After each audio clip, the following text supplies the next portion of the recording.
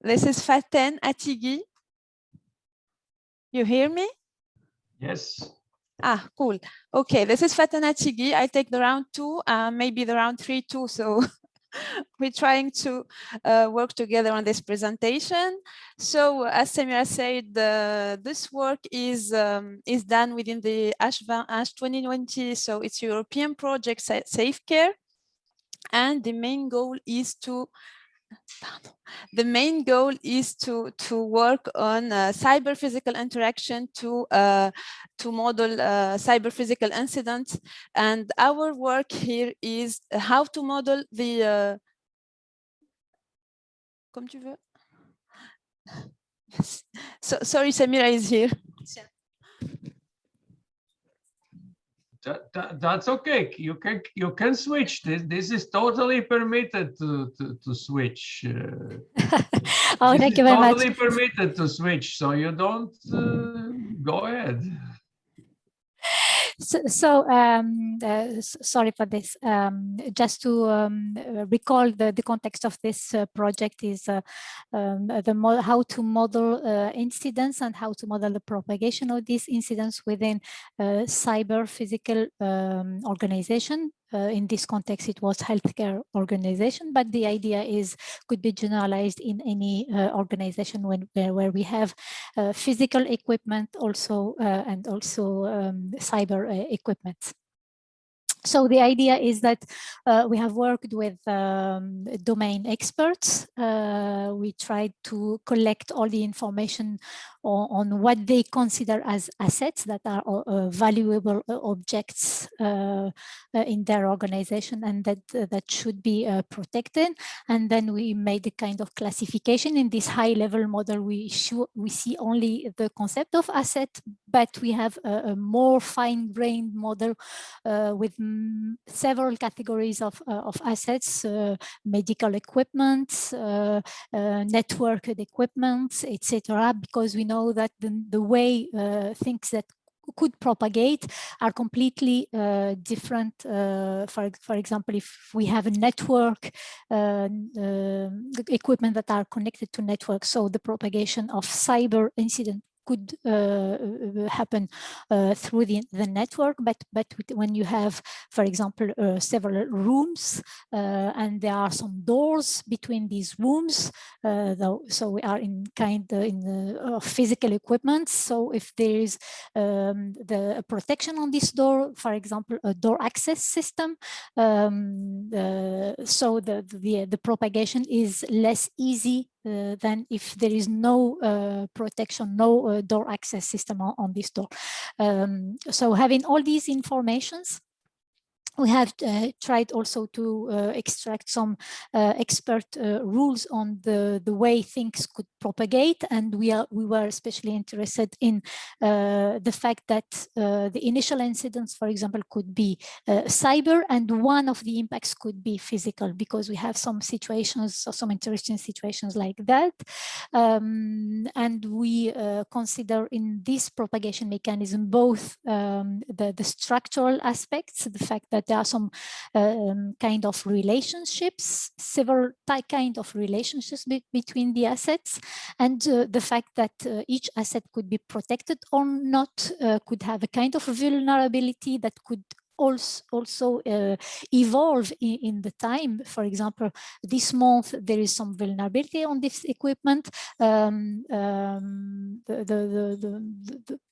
organization who provided this equipment also provided some corrective patches or something like that. So the vulnerability is less important the next week. So there is some traceability and some evolution of these vulnerabilities. And then when we detect an incident, so either a cyber or a physical incident, we will run these rules on our system, taking into account the physical and the cyber structure of the real organization that could be in hospital, for example. And according to all the information, we can deliver a result which is a set of impacts with the degree of severity and eventually the protection that could be triggered to protect the assets. And again, this information is sent again to the other modules. That could be, for example, the hospital where the incident took place, and then locally they can react. So if you have any question about this, and you have normally in the chat, I think we have it. Thank you. Please, questions?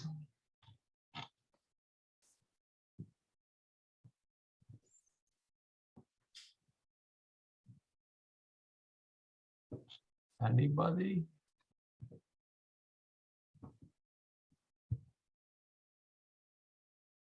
And they can perhaps, if I have some little bit more time, I can explain this. Yeah, please do it. Of 2-3 minutes easily. Oh, there's a question. Okay. Alessandro, oh, there's a question. Please. Okay. Yes, Alessandro. Perhaps okay. it is written in the chat. It is, as I'm curious to know in which language the ontology has been formalized. Yeah, it is in all two. In all two. Written, yeah. Full. I think so.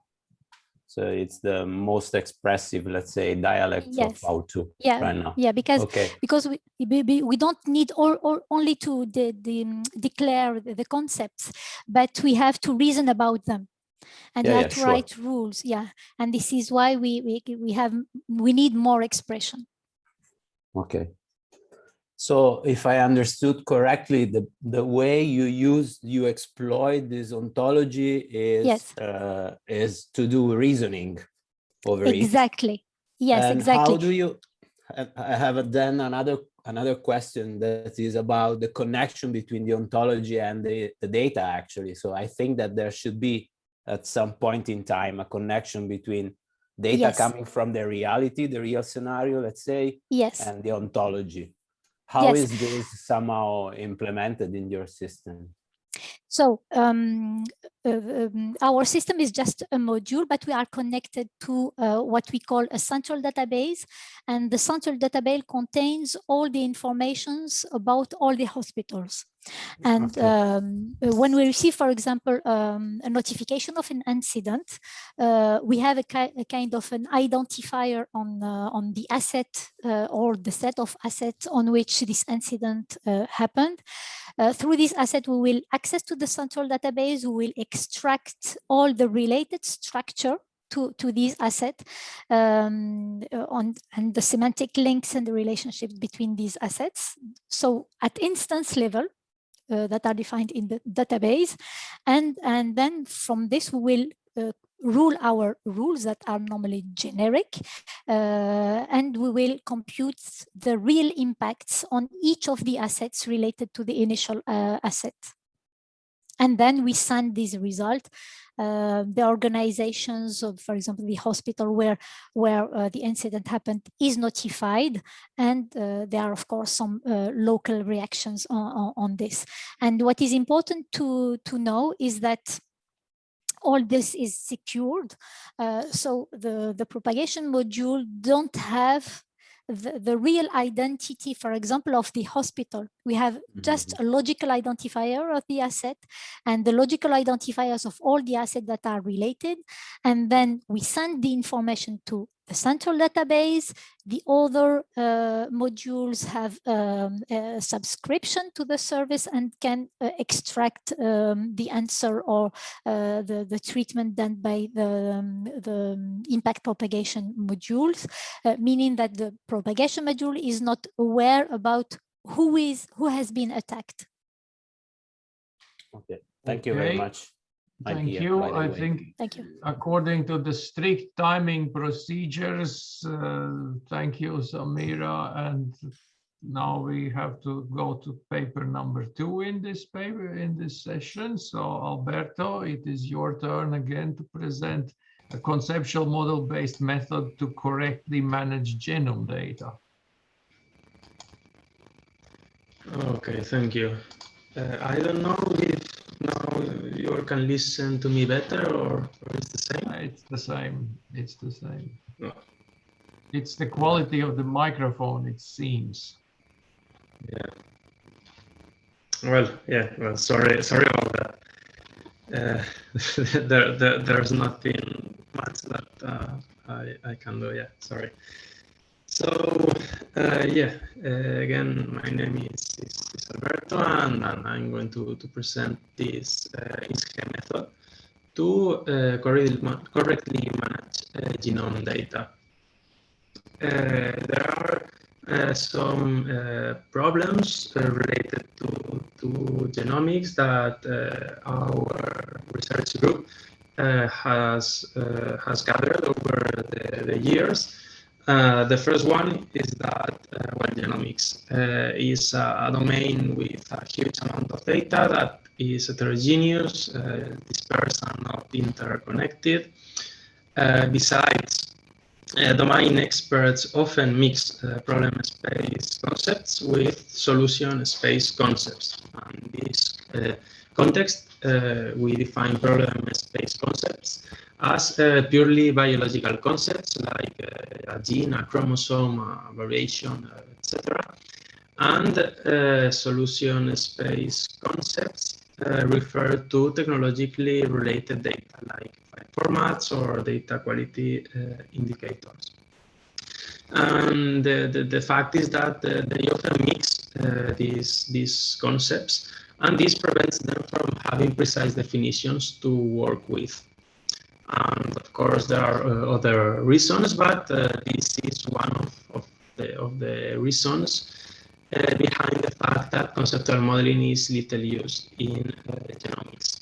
And also, when conceptual modeling is applied to genomic, these attempts tend to be very focused on a use case, and thus these attempts are generally not reusable or generic enough.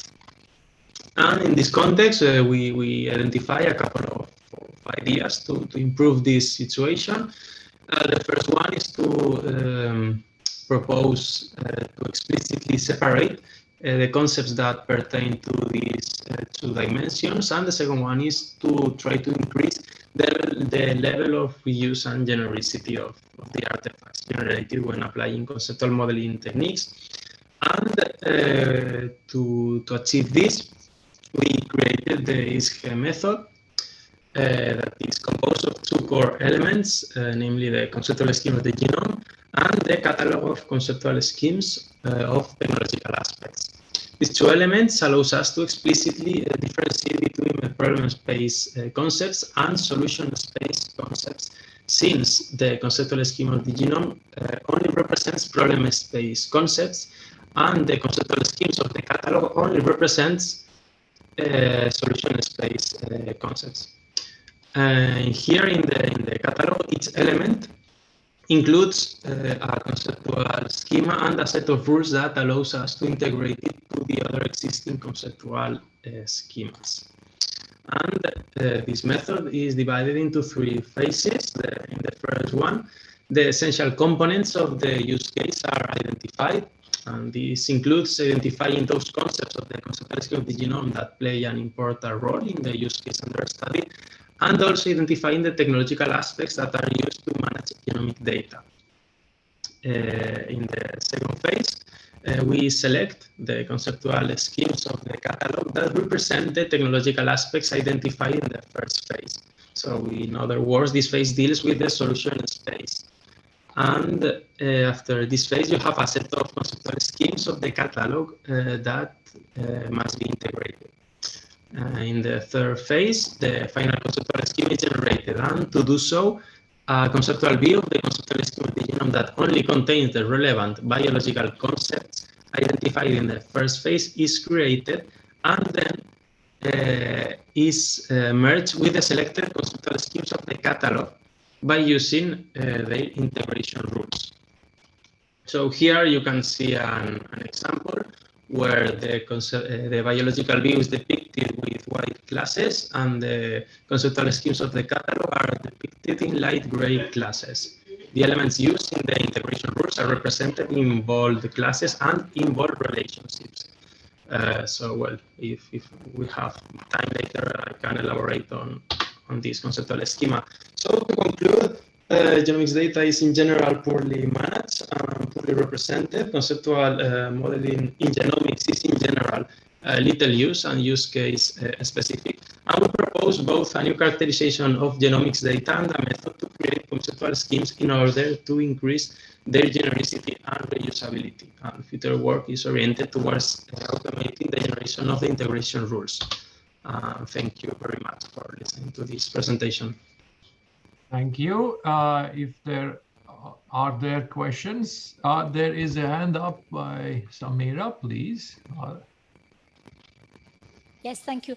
I have a question regarding the second, in your process, at the second step, you have the identification of missing concepts. What do you mean by missing concepts, and how do you manage this, this part?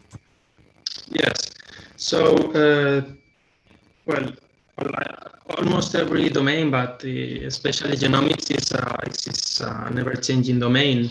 And the elements of the catalog may change over time, may be expanded. So when we look for the elements of the catalog, it might be the case that there is a technological aspect, let's say a file format or a database or whatever, that is not included on the catalog.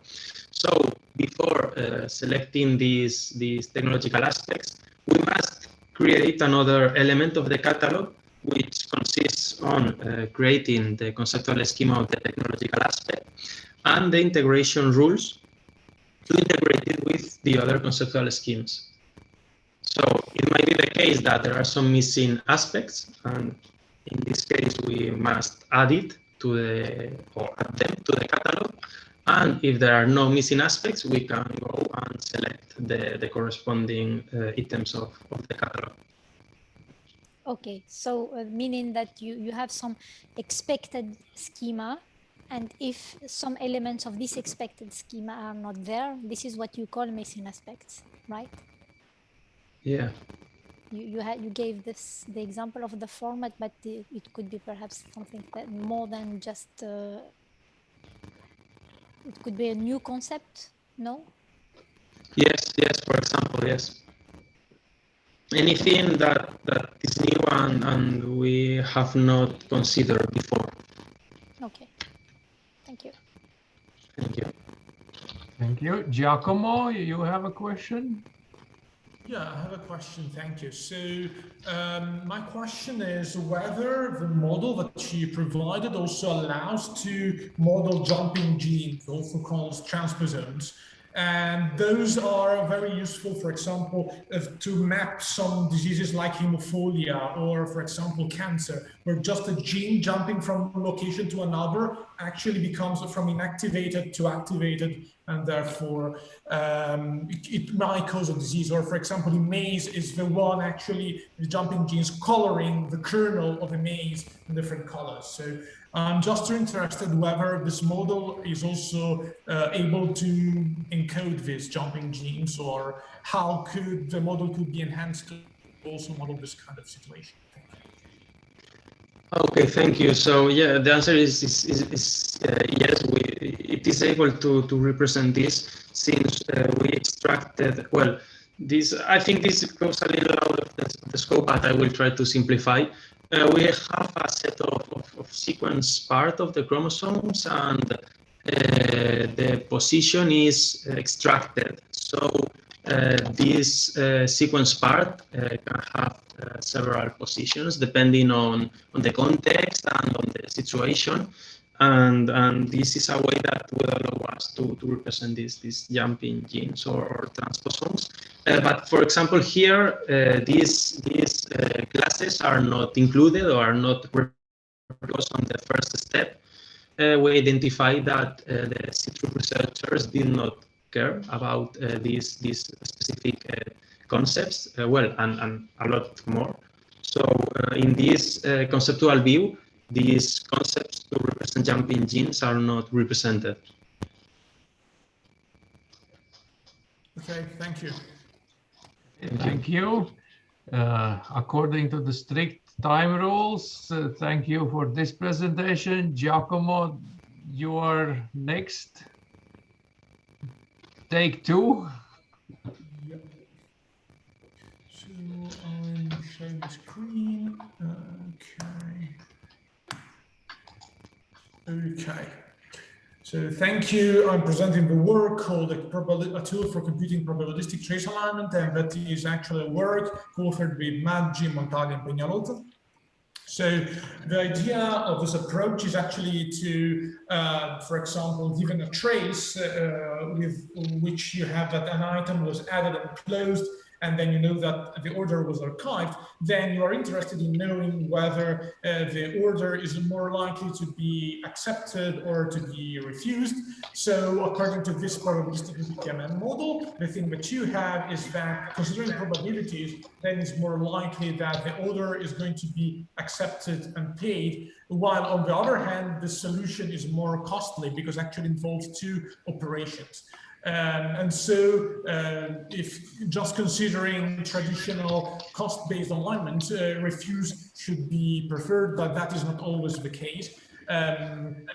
Because in some cases, you may want to prefer more probable events to actually events causing less cost repairment operations. And that also leads to different ways to possibly ranking the trace alignments. And so that's why instead of providing one single alignment, we'll be interested in actually ranking all the traces provided by a given probabilistic model. The other way on how this could be interesting is actually in this other use case scenario in the air conditioning in summer. So with this model, you have actually users handling the air conditioning in different ways, and then you have a model actually providing the best behavior that the user should actually apply in order to efficiently use air conditioning in summer, depending on the temperature variation inside the room. So with that, probabilities are interesting because it actually provides the preferred and most convenient behavior, while, for example, on the other hand, alignment costs in the path outline the similarities between the behavior of the user and actually the behaviors that are forecasted as possible from the best model scenario. So how we could include cost and probabilities, actually there is something called decision theory that also tells you that if you have a whole model and then you have an operation like, for example, the alignment, the average cost function is actually providing the sum, the weighted sum, given all the probabilities of the traces provided by one model, and the cost of aligning each trace given by the model and actually the trace that you want to align towards the model. But that is somehow tricky to do. And so the thing that we envisioned is actually to reduce the problem to our well-known problem in relational databases or database field in general, which is actually called K-nearest neighbor problem. So in order to do that, the thing that we do is to convert this minimization and maximization problem to a just a maximization problem by converting costs to similarities. And after doing that, then we need to provide a vectorial representation for both each path provided by the probabilistic model and actually the path that we want to query on the line given the probabilistic model. So the idea is actually how to combine the two approaches. Now, just for variating the slide order, the idea of what use nearest neighbors is that if you have a vectorial representation of both, then the thing that you could do is just to find the best alignment, the top one, given the vectorial representation, by just providing an O of log n visit of a search space, because actually everything is represented as a tree. While the neighbors could be actually efficiently visited by acceding to the partition where the top one alignment is and actually visiting the neighboring nodes. And that is possible because this kind of techniques actually sort the search space given a distance. For example, we used the Euclidean distance for that. So briefly speaking, this is another work because previous approaches only favored, for example, alignment costs against probabilities, or, for example, considered the whole alignment cost towards the whole model. One is the thing that we prefer is actually ranking each trace provided by the model itself. And that is the thing that we were trying to do. And we also have an advancement in graph kernels, because actually the state of the art doesn't consider silent transitions that needs to be ignored in this kind of literature. So, and this kind of representation doesn't have some theoretical guarantees. So also our work was to provide this kind of theoretical guarantees to the vectorial representations in order to ameliorate the ranking score function. So the idea is to exploit a specific type of model. So this kind of workflow network and the idea of doing that is that you will have, strictly speaking, only one starting point and only one finishing point. And the starting point will have no ingoing edges, and they are reaching the final point. You have no outgoing edges. As a result, the thing that you have is that you have a good behavior. So if you have all the kinds of possible sequences that have the same kind of events, they just sum up to a number which is actually less than 1. And if you sum over all the possible traces, then they sum up to 1. So actually we partition the probabilistic space well. But in order to do that, in order to also have more theoretical guarantees, we also require that we have no silent transitions, and we have, this implies that we have no paths or no loops, just providing taus without actually providing as a result any kind of something visible. And that requires also the notion of a bounded silence. So we require that given a model, we just have up to a given number of tau elements to represent actually silent transitions. Actually, the tool is actually working in a pipeline just to provide more detail. The thing that we want to do is, given the reachability graph that is actually by interpreting concurrency by interleaving, then we have a given graph by shifting the label to the nodes and minimizing that. Then you have a custom representation that you could exploit actually to extract the vectorial representation. You could do that by just projecting to all the paths, actually generating the sequence of interest. And that is one approach to obtain the vectors, and actually that will lead into an approximated result. Or the other thing is just to work as customary, so just to provide one dimension, which is actually a transformation of the probabilities, and the other dimension, which is actually a transformation of the similarity score.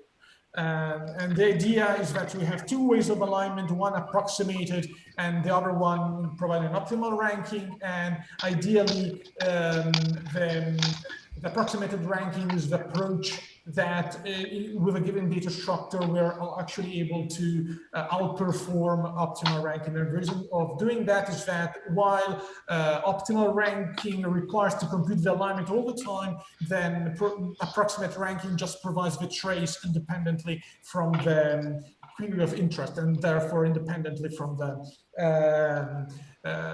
outcome of the alignment score. And that's it, and that is actually the link to the tool if you want to experiment and use that. Thank you. Thank you.